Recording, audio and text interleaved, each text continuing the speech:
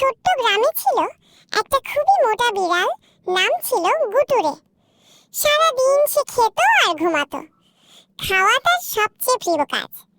একদিন সে ভাবলো, আজ একটু নদীর ধারে ঘুরে যাই, যদি ভালো কিছু খাওয়া যায়। নদীর ধারে গিয়ে সে দেখলো পানিতে একটা বিশাল মোটা মাছ হেসে হেসে ঘুরে বেড়াচ্ছে।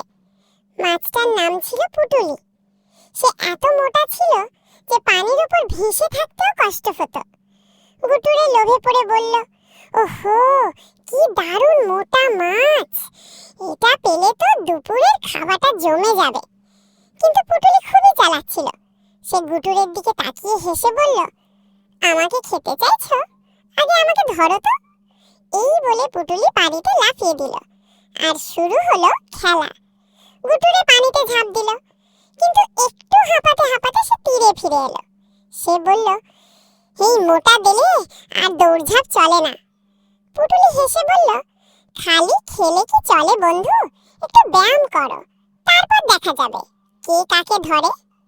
সেই থেকে গুটুরে রোজ সকালে দৌড়াতে শুরু করলো, আর পুটুলি জল থেকে উঠে জিম করতো মাছদের সঙ্গে।